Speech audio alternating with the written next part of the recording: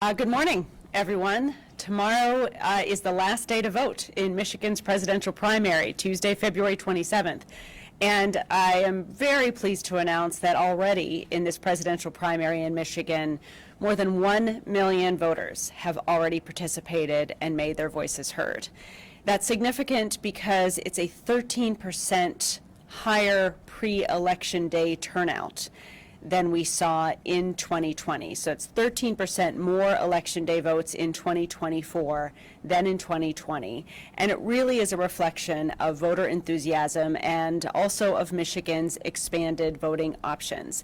Notably, in 2020, Michiganders could only cast their ballot early through the mail or at a drop box through voting at home or returning it at their clerk's office. So this year, what's different is that Michiganders can cast their votes in person through early voting.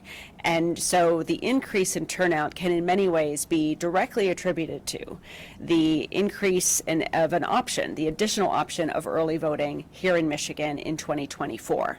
Now, yesterday was the final day of Michigan's first ever statewide in-person early voting period, leading up to Election Day. Over this initial 9-day early voting period all across the state, more than 78,000 Michigan citizens turned out to exercise this particular new option. Close to 20,000 of those votes were cast in the final weekend, just Saturday and Sunday, this past Saturday and Sunday. And the highest turnout day was yesterday, Sunday, the last day, the 25th of February, where more than 11,000 citizens participated in early voting.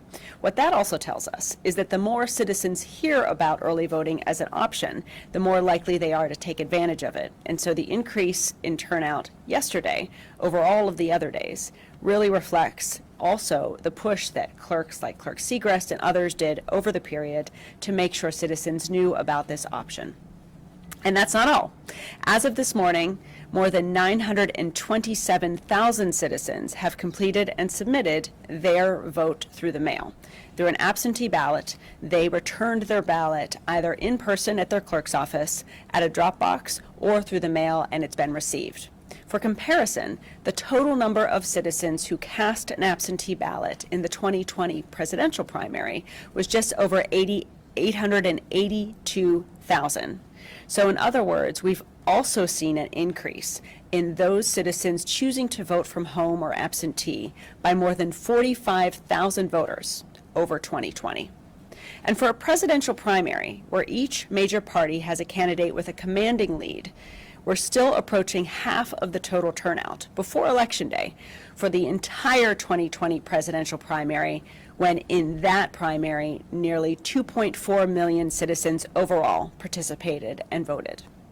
So between in-person early voting and absentee voting in Michigan, 13% of Michigan's active registered voters have already voted, excluding inactive voters who are slated for future cancellation.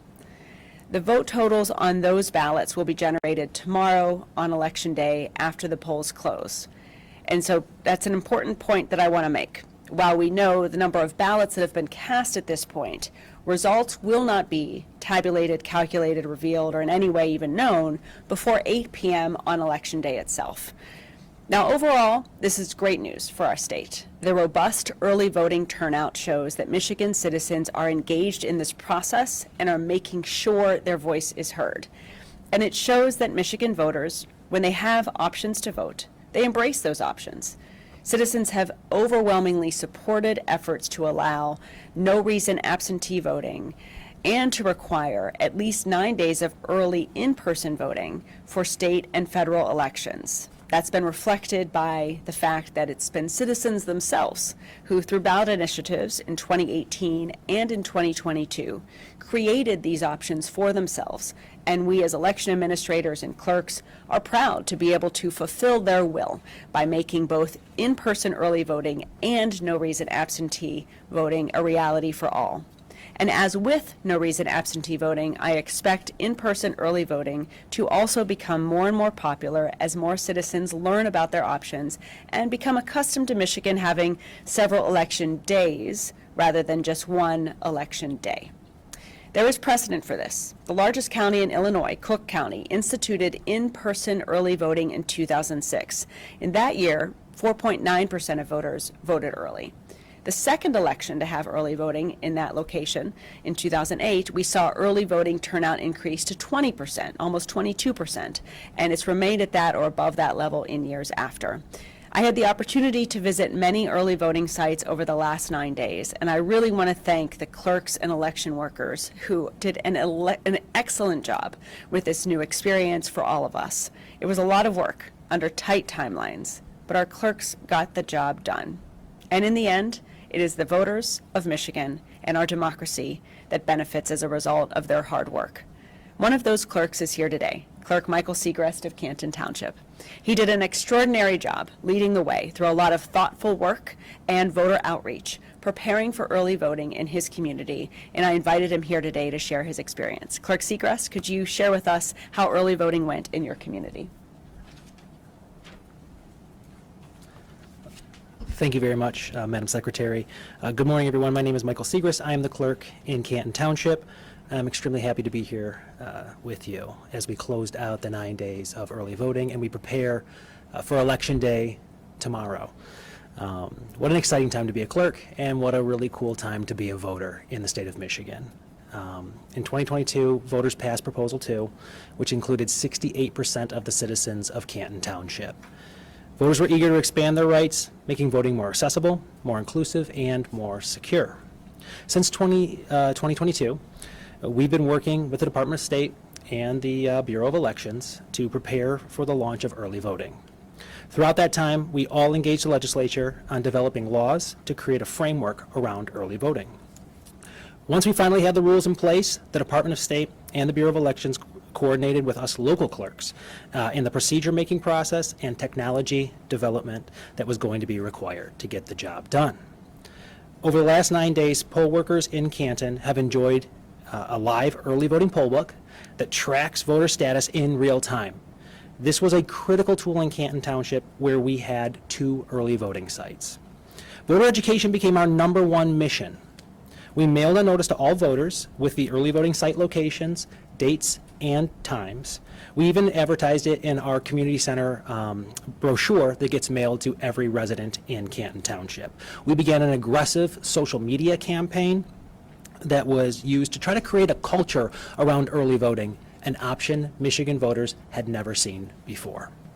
I can tell you, I've never seen this level of excitement in voters as they go into the early voting site and cast their ballot for the first time. The poll workers love the new tools. Canton implemented ballot on demand, which allowed us to be more efficient and intentional by printing a ballot directly for a voter. The state appropriated roughly $30 million last year to help us acquire the new equipment that is needed to get the job done. In Canton, we were able to do a line tracking study with the new equipment, which is going to allow us to look at the hours that are convenient around a voter schedule so that we can prepare for November to make sure that when we are offering early voting is when the citizens want to early vote. I've been a clerk since 2016. I have known nothing but change and some challenges. Every election brings new challenges. But what is clear, after the massive effort to implement early voting and all of the reforms of Proposal 2, is that both voters, poll workers, and clerks are going to be excited about this new option. The work ahead of us is to continue to promote early voting and ensure that voters are aware of this new method for future elections. Additionally, I encourage anybody with questions about early voting or how elections are run in general to visit the state's website at michigan.gov/vote, and you can always get the facts by contacting the office of your county or local clerk directly. Thank you.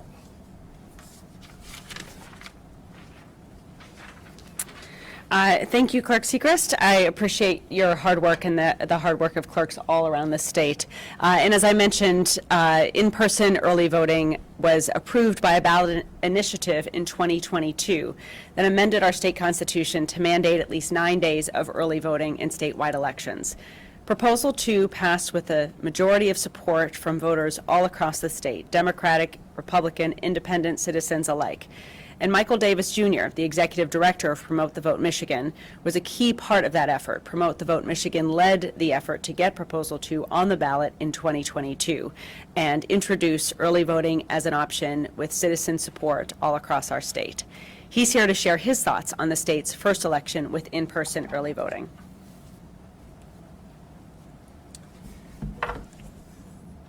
Thank you, Secretary.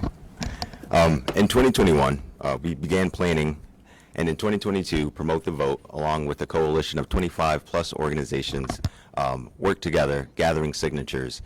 These organizations represent thousands of Michiganders across the state.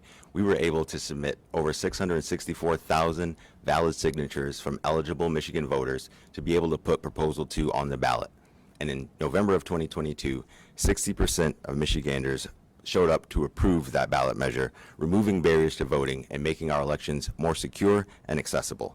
Providing early voting, along with other options, to offer the flexibility that voters want and need to make their voices heard. According to census data, the most common reason that voters give for not being able to cast their vote are due to work or school conflicts. Our new constitutional amendment, which guarantees 9 consecutive days of early voting, meets that issue head on. It gives voters who want to vote in person but can't make it to the polls on Election Day a voting option that works for them. The right to vote early is, of course, still relatively new here in Michigan, and we want every eligible voter to know that they have the right and the option to vote early, to go into an early voting site in or near their community and cast their vote, putting their ballot into the machine before Election Day. Again, if you need information on how to find your location, you can go to michigan.gov/vote. Nearly 80,000 Michiganders have already taken advantage of this option, and we hope to see even more Michigan voters using this convenient option in our upcoming elections. For that reason, Promote the Vote is actively working with our coalition partners to call, text, and talk to eligible voters and community members across the state. We're also running a Michigan call center within the 866 Our Vote nonpartisan election protection hotline so that voters can call and get accurate answers to any voting-related questions, including those about early voting, and report on voting-related issues. We'll be running this call center on Election Day and through the end of this week. I encourage voters to call the hotline, 866 Our Vote, if you have any questions or need to report any issues with voting. We'll be working closely with our partners, clerks, and NDOS to solve and address issues, voting-related issues, early voting, and otherwise. The Bureau of Elections, our city, township, and county clerks have worked tirelessly under tight timelines to ensure that Michigan voters can exercise their constitutional right to vote early. It wasn't easy, but their dedication means that voting is that much more accessible for all voters of Michigan.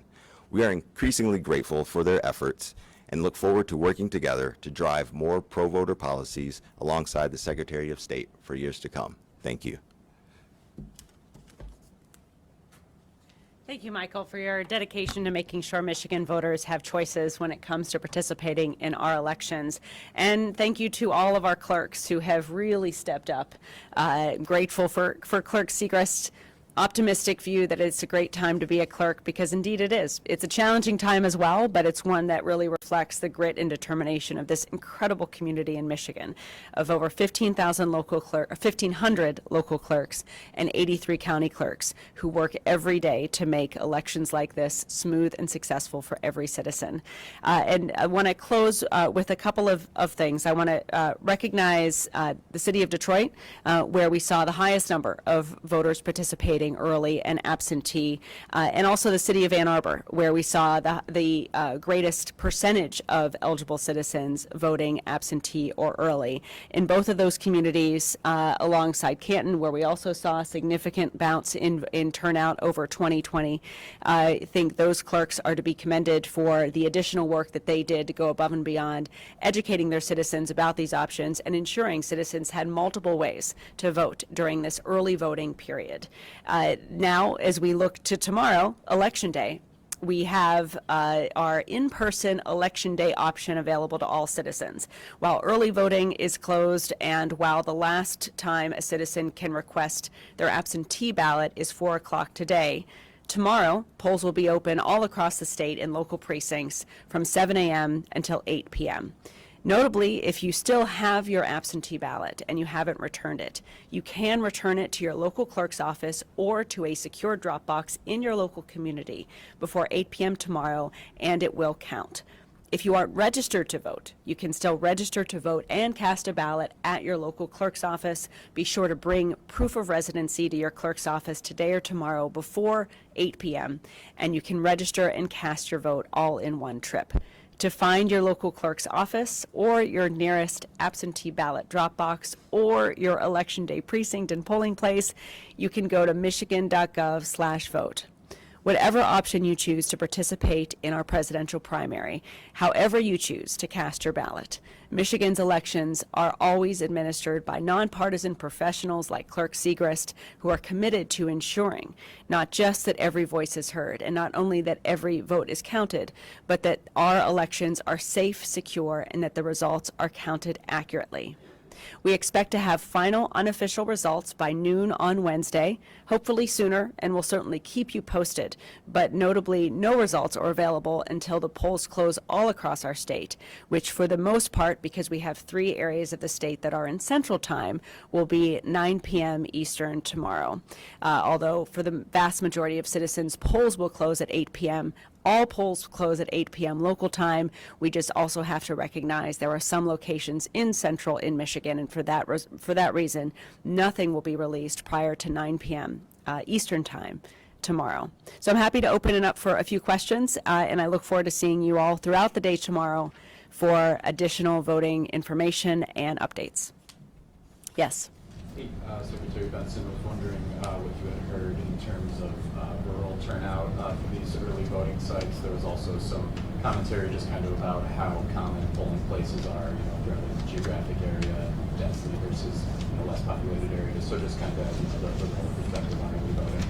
Yeah, I think first it's important to know that every citizen has easy access to their ballot through the mail or getting it at their clerk's office throughout the absentee voting period, which starts long before early voting.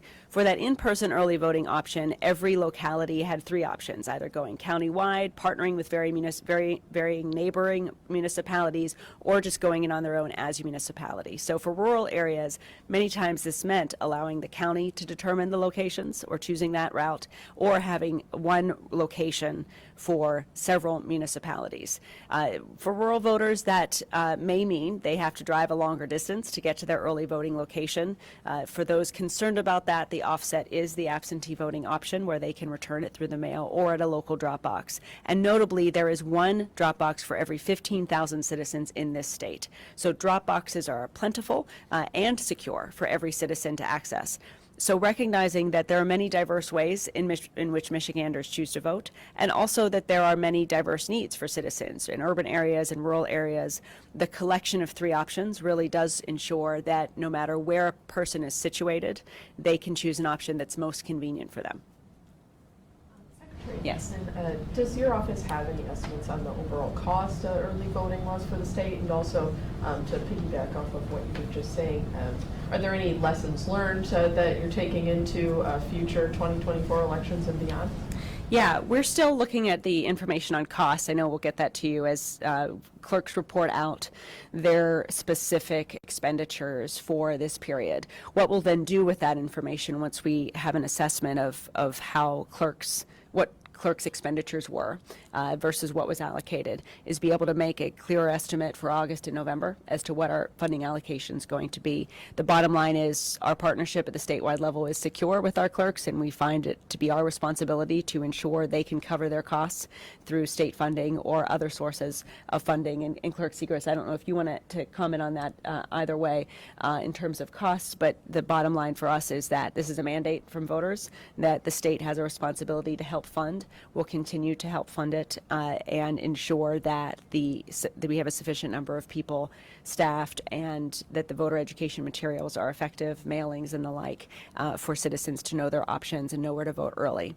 The last thing I'll add on terms of the shifting estimate of costs is that this first effort for early voting carries with it more need to educate citizens through mailings and the like about where to vote early, and also setup costs, machines, training, that sort of thing.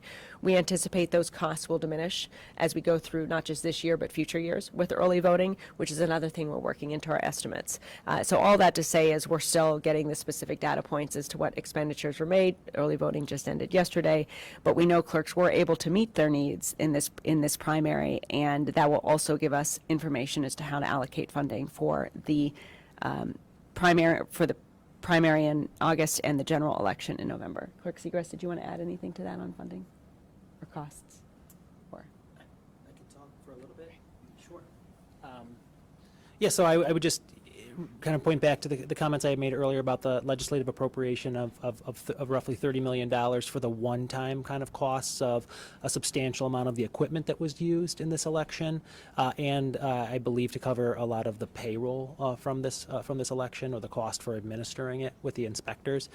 So yeah, we'll have the ongoing costs, and then there is the one-time administrative costs for the for voter education, which was I had asked my local jurisdiction to set aside roughly $30,000 for voter education for this year in total, because for me, early voting is abundantly clear will be an investment as we begin to get, if we can get up to the 20 or 30% turnout for early voting, what that's going to do is relieve a substantial amount of pressure on election day, which is substantially the most costly form of administering elections, is having voting in place in all of the precincts on election day. So we'll be looking at the data before we make decisions about the long-term costs or benefits in Canton Township. We'll prioritize efficiency, but we'll also prioritize access. Access, we're not interested in ensuring that individuals make it more difficult to vote on election day. But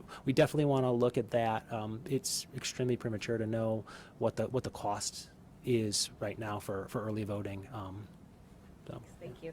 Yeah, I think it's important as you cover this, and as Clerk Segrest emphasized, there's a shifting of costs that's going to evolve as well away from election day into early voting based on voter behavior that we've been tracking as well with the implementation of no reason absentee voting as well, as more voters choose that route. And so we'll be able to make those determinations throughout the year, consolidating precincts, which clerks may choose to do as a result of a shift, which enables clerks to shift those costs. So it's going to be difficult to say this much, and this much for each option, because those will be moving targets, but we will be able to also provide post-election assessments of how costs were allocated to give you an opportunity to track that funding. Other questions? Yes. Ken Coleman from Yeah. Michigan, Madam Secretary. I'm curious, we talked about the education process, Clerk Segrest, you talked about that.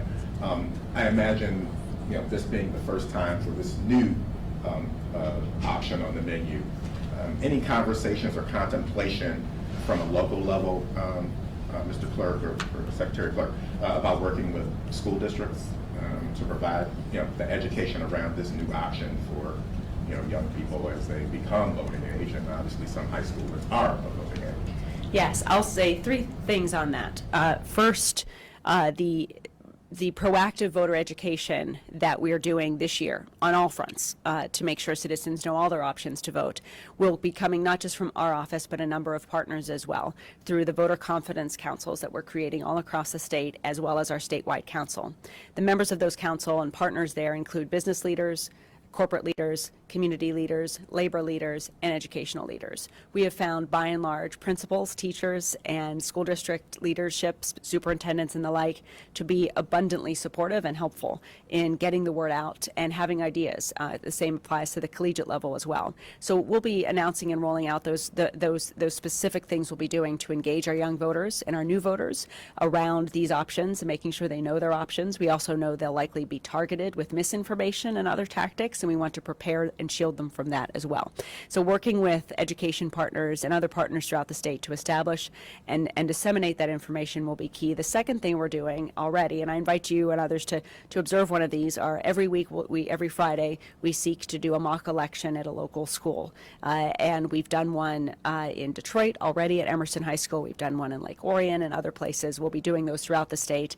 And those are a lot of fun, and probably great to cover because we walk these young future and current voters through the process of voting early, absentee voting, and then we encourage them to think about or ask their parents to think about serving as election workers as well to be part of the process. It's been great, and maybe we'll come to Canton and do one, but we'll invite you to come and observe one of them. They're really inspiring and exciting. And then that links to the third thing, which is that in the summer we'll roll out pre-registration for 16 and 17-year-olds, which is now a law. It'll go into effect and fully operational later this summer, and then in the fall that will enable us to go to high schools and begin the pre-registration process. We also have other things planned, like the use of our mobile offices, taking them to college campuses to educate and engage citizens, not just in voting, but getting their licenses and ID. So we've got a lot planned. It's not lost on me that Michigan led the nation in youth voter turnout in 2022, yet it was still just 37% of young voters participating. And that number we want to see increase this year, and we've got a lot of plans in place, like the ones I mentioned, to get us there. Thanks.